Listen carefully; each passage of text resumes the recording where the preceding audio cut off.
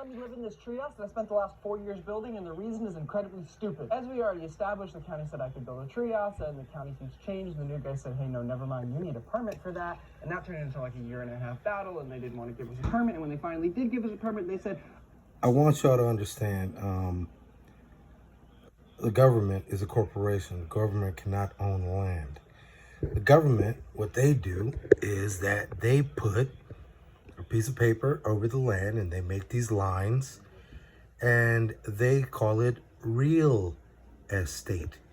And you're in a state of real, but it's not real land. What they own is the address.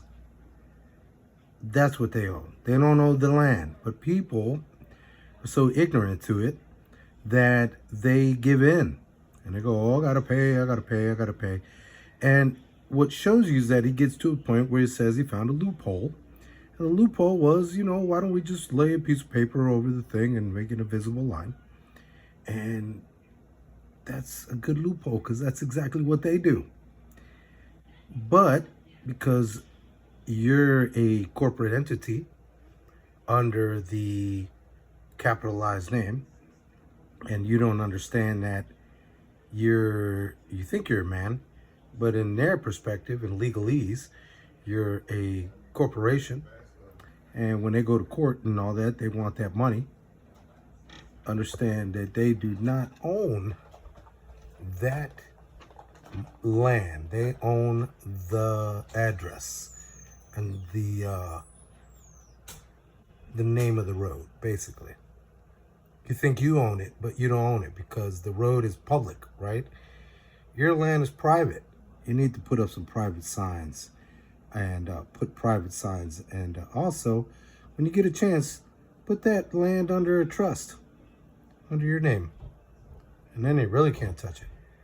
Because remember, property tax, just like any tax, is voluntary. Yeah, they'll bring cops and all that. But once you go to court and you say, was I at work? And they can't, because that's what the statute says. Notice of failure to allege and verify the requisite element of the charge of working with or without a license. If an officer cannot allege a paying customer was being serviced for hire for profit by a licensed professional state employee, the officer will have failed to allege and verify the requisite element of operating. The court must then dismiss for failure to state a claim upon which relief can be granted. Now, there's more to that statute, but let's get back to what he's saying. Okay, fine, you can build it, but you need to make it bigger, up to 1,200 square feet, to meet our minimum size requirements.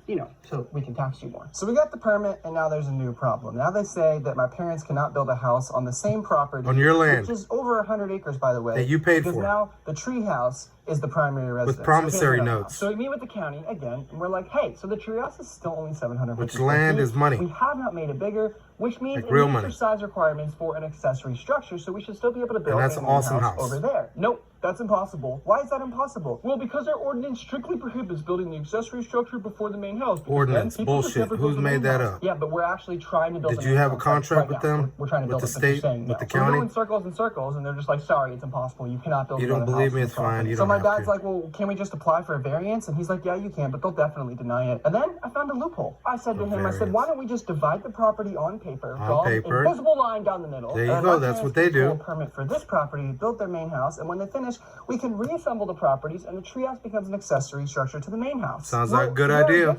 I guess that could work, but you can't get a certificate of occupancy for your treehouse until Yes, you your can. parents' house is finished, which means I can't live in it. Because in Once you prove to them that you need the government's permission to live you're in a not house an that you employee. built. So we had to pay surveyors thousands of dollars to draw invisible lines across the property. Money. So my parents could build on the exact same property. And then when they finish, we'll pay them thousands more dollars to erase the invisible lines and put the properties back together. Otherwise, I have to nearly double the size of the treehouse. So inside